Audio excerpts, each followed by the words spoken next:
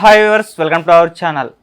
బీఆర్ఎస్కు శాఖల మీద శాఖలు తగ్గడం చూస్తున్నాం. అంతకుముందే కేసీఆర్ గారు సన్నిహితులు కేకే గారు, దానం నాగేంద్ర గారు వీళ్ళందరూ కూడా కాంగ్రెస్ పార్టీలోకి షిఫ్ట్ అయిపోయారు. ఇప్పుడు లేటెస్ట్గా పోచారం శ్రీనివాస్ రెడ్డి గారు కూడా కాంగ్రెస్ పార్టీలోకి వెళ్ళడం చూస్తున్నాం. మరి ఏం జరుగుతుంది?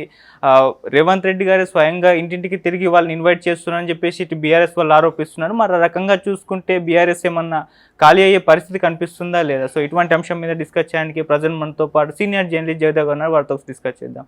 సార్ నమస్కారం. సార్ నమస్తే సార్. పోచారం శ్రీనివాస్ రెడ్డి గారు కూడా కాంగ్రెస్ పార్టీలోకి వెళ్ళడం చూసాం. స్వయంగా ఇంటికి వెళ్ళి మరి కండవ కప్పారు. అంటే కేసీఆర్ గారికి అత్యంత సన్నిహితులు ఆయన ఒకరు.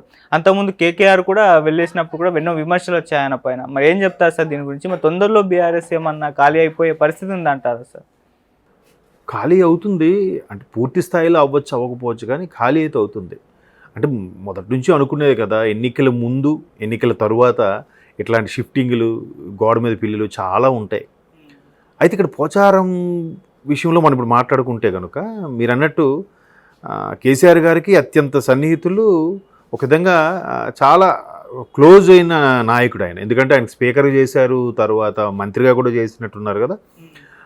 స్పీకర్గానే ఎక్కువగా నాకు స్ట్రైక్ అవుద్ది పోచారం గారు అనగానే. సో అంటే మొదటి ఉద్యమం టైం నుంచి కూడా ఆయన బాగా కేసీఆర్ గారికి చేదోడు వాదోడుగా ఉండేవారు. ఇది ఎందుకు ఇలా జరుగుతుంది అంటే, సాధారణంగా ప్రభుత్వం ఉన్న వైపు మొగ్గు చూపుతారు, వెళ్తూ ఉంటారు. కాకపోతే మీరు అన్నట్టు అత్యంత సన్నిహితులు బీఆర్ఎస్లో బలంగా ఉండే నాయకుల్లో ఈయనొకరు. ఈయనకు కూడా వెళ్ళి ఆహ్వానించి పార్టీలోకి ఆహ్వానించడం, ఆయన సుముఖం వ్యక్తం చేయడము, ఇవన్నీ చకచకా జరిగిపోతున్నాయి. అంటే ఈ ఎక్కడైనా సరే పార్టీ ఫిరాయింపులు జరుగుతుంటాయి, వాళ్ళు వెళ్ళి కలుస్తూ ఉంటారు. కాకపోతే ముఖ్యమంత్రి హోదాలో ఉన్న వ్యక్తి ఆయన పిలిపించుకోవచ్చు, లేదా ఆయన కలవడానికి వెళ్ళొచ్చు, కానీ ఆయనే స్వయంగా ఆయన ఇంటికి వెళ్ళి పుష్పగుచ్చం ఇచ్చి మరీ ఆహ్వానించడం అనేది చాలా ఆసక్తిగా అనిపిస్తుంది. మరోవైపు ఇతను ఇలా చేయడానికి కారణం కూడా బీఆర్ఎస్ వాళ్ళేమో అని అనిపిస్తుంది. ఎందుకంటే బీఆర్ఎస్ ఓడిపోయినప్పటి నుంచి కూడా, కాంగ్రెస్ గవర్నమెంట్ ఫామ్ చేసినప్పటి నుంచి కూడా ఇది ఎన్నాళ్ళు ఉంటుంది, వీళ్ళు మెయింటైన్ చేయలేరు, మహా అయితే 6 నెలలు, 6 నెలల తర్వాత మళ్ళీ మనమే.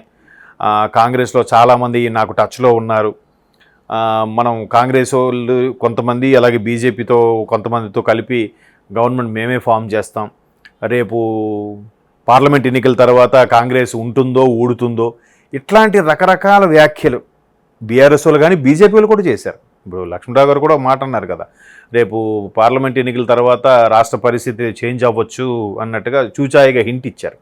సో ఇవన్నిటి పరిణామాల మీద రేవంత్ రెడ్డి గారు అంతకుముందు ఇచ్చిన ఇంటర్వ్యూలో కూడా ఒక మాట అన్నారు, నేను గెలిపించుకున్న వాళ్ళు లేదా గెలిచిన మా మిత్రులతో మేము వెళ్ళి ప్రభుత్వం ఫామ్ చేసాం, మా మీద నమ్మకం ఉంచిన సోనియా గాంధీ గారు కానీ రాహుల్ గాంధీ గారు దానికి అనుగుణంగా నడుచుకుంటాం, అధిష్టానంకి ఎప్పుడు జవదాటం.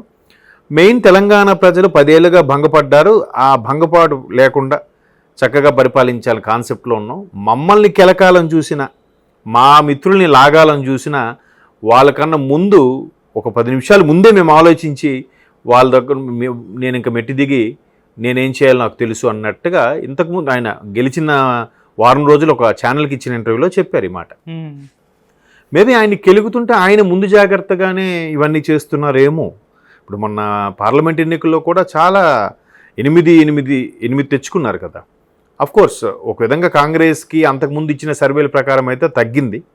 బీజేపీకి అన్ని రావడానికి కారణం రకరకాల వార్తలు వినిపిస్తున్నాయి. ఒకటి, బీజేపీ నిజంగా బీఆర్ఎస్కి ప్రత్యామ్నాయం బీజేపీగా అనుకున్న బీజేపీ మళ్ళీ వెనకబడింది, ఇప్పుడు మళ్ళీ పుంజుకుందంటే తెర వెనక ఏమైనా మంతనాలు జరిగాయా, బీఆర్ఎస్ వాళ్ళు లోపాయకారంగా బీజేపీకి సపోర్ట్ చేయమని ఏమైనా చెప్పారా అనే విధంగా చాలామంది గుసగుసలు ఆడుకుంటున్నారు. దట్ట వాస్తవం ఉందో లేదో తెలియదు. బట్ రాజకీయాల్లో ఏదైనా సర్వసాధారణం, సాధ్యమే. ఎంత ప్రతిపక్షంగా పాము ముంగిసాలు కూడా కలిసిపోయి పరిపాలించడం, కలిసిపోయి రాజకీయాలు చేయడం అనేది సర్వసాధారణంగా మనం చూస్తున్నాం. సో అందువల్లే కాంగ్రెస్కి 10 నుంచి 12 వరకు రావాల్సింది తగ్గి 8 వచ్చాయి, బీజేపీకి కూడా 5-6 రావాల్సింది 8 వచ్చాయి. ఇక్కడ బీఆర్ఎస్ తెర వెనక ఏదో నడిపిస్తున్నట్టుందని కాంగ్రెస్ వాళ్ళకి ఒక అనుమానం, చాలామంది విమర్శలు కూడా చేస్తున్నారు. సో ఇప్పుడు అవన్నీ జరగకముందే మనం తేరుకోవాలి. ఉన్న వీళ్ళు కాస్త బీఆర్ఎస్లో ఉన్న వాళ్ళు కాస్త బీజేపీలోకి మారకముందే, బీజేపీలోకి షిఫ్ట్ అవ్వకముందే మనం వాళ్ళని దొరకపుచ్చుకోవాలనే ఆలోచనలో కాంగ్రెస్ అధిష్టానం కానీ కాంగ్రెస్ ప్రభుత్వం ఉన్నట్టుగా అనిపిస్తోంది. కానీ ఒకసారి రేవంత్ రెడ్డి గారు అంటే ఈ విధంగా ఎమ్మెల్యేలు షిఫ్ట్ అయిపోయినప్పుడు ఒక మాట అన్నారు, ఈ విధంగా పార్టీ మారితే మాత్రం వాళ్ళని పరిగెత్తించి కొట్టాలి, ఎవరైనా రిజైన్ చేసి వెళ్ళాలి కానీ ఎమ్మెల్యేలుగా ఉండి వెళ్ళడం ఏంటి అని చెప్పేసి అప్పుడు ఆ విధంగా మాట్లాడారు. ఇప్పుడు కాస్త విమర్శ కూడా వస్తుంది, అప్పుడు నీతులు చెప్పి మరి ఇప్పుడు నువ్వే కదా పిలుచుకుంటున్నావు అని చెప్పి. సాధారణం కదా, అది పెద్ద విషయం కాదు, సర్వసాధారణం. ఇప్పుడు కేసీఆర్ గారు ఉన్నారు, ఒక దళితుని ముఖ్యమంత్రి చేస్తానన్నారు తెలంగాణ అయిన తర్వాత, ఏది సైలెంట్ అయిపోయారు. తర్వాత ఉద్యమం సమయంలో చాలా సందర్భాల్లో నువ్వనే మాట్లాడారు. మాట్లాడినప్పుడు సార్ ఏంటంటే మేము తెలంగాణ రాబాయ్ మేము ఎట్లా మాట్లాడతాం, నువ్వే అంటాం అని చెప్పారు. అతను ముఖ్యమంత్రి అయిన తర్వాత ఒక రైతు సదస్సు దేనికి వెళ్ళినప్పుడు ఒక రైతు బిడ్డ ఇలాగే సార్ నువ్వు అని అంటే, నువ్వేంది దిమాగట్ట లేదు ముఖ్యమంత్రి పెట్టుకుని నువ్వు అని అంటారా అని అన్నాడు. మరి అప్పుడు వెర్షన్ ఇప్పుడు వెర్షన్ అంటే ముఖ్యమంత్రి స్థాయి హోదాలు ఉన్నప్పుడు రెస్పెక్ట్ అనేది ఇవ్వాలని ఆయన వెర్షన్, అది కరెక్టే. బట్ మన నాయకుడు, మనలో ఒకడు నాయకుడు అయ్యాడు, ముఖ్యమంత్రి అయ్యాడు, చదువుతూ ఆయన నువ్వు అన్నాడేమో, అది ఆయన వెర్షన్ కరెక్టే. అలాగా అంతవరకు ఎందుకు. ఇప్పుడు మొన్న ఆంధ్రప్రదేశ్లో చూడండి, ఒకప్పుడు 2019లో 151 వచ్చినప్పుడు ఆ ఈవీఎంలు సక్రంగా పనిచేసే గెలిచామన్నారు. ఇప్పుడు వీళ్ళు ఓడిపోయిన తర్వాత ఈవీఎంలు ఏవో ట్యాంపరింగ్ గ్యాంబ్లింగ్ జరిగిందని మాట్లాడుతున్నారు. మరి 19లో ఏం జరిగింది కదా. కాబట్టి ఇవన్నీ రాజకీయం అంటేనే అవకాశవాదం. అంటే దాన్ని మనం అంటే ఇలాంటి చాలా చూస్తుంటాం. ఆ మాటని అనలేదనడం లేదా మాట తప్పడం చాలా జరుగుతుంటాయి. ఇప్పుడు అదే కేసీఆర్ గారు ఎంపీఆర్ ఏంటి జర్నలిస్ట్ పేరు కూడా బాగా ఫేమస్ అయిపోయింది, రాజేషా ఏంది పేరు, ఏమయ్యా మొత్తం రాహుల్ జీతం అంత ఇచ్చామంటావా అంటే వాళ్ళకి ఏదో వృత్తిగా ఎంతో కొంత ఇస్తామని అంటే సార్ అది ఎక్కడ సరిపోద్ది అంటే ఏమయ్యా ఆస్తులు ఇమ్మంటావా అన్నట్టుగా అన్నారు. ముఖ్యమంత్రి స్థాయి హోదాలు ఉన్నప్పుడు ఇది వేరు ఉంటుంది. సో ఇప్పుడు ఎవరెవరైతే వస్తున్నారో వాళ్ళందరినీ తీసుకుంటారు, ఆదరించాలి, తప్పదు. ఇంకోటి ఏంటంటే బీజేపీ అంతగా పుంజుకోవడానికి కారణం మేబీ టీఆర్ఎస్ వాళ్ళతో లాలూచి ఏమైనా పడిందా అనే సందేహాలు చాలా మందిలో ఉన్నాయి. అలాగా వాళ్ళు ఎట్లాగో రాష్ట్ర నాయకులు రాష్ట్రంలో ఉన్నప్పుడు మీరు అన్నట్టు కడియం శ్రీహరి గారు కానీ, కేశవరావు గారు కానీ, ఇప్పుడు పోచారం గారు కానీ, దానం నాగేంద్ర లాంటి వాళ్ళు కానీ, వీళ్ళందరూ సీనియర్ నాయకులు, మాజీ మంత్రులు కదా, మంచి మంచి హోదాల్లో పనిచేసిన వ్యక్తులు కదా.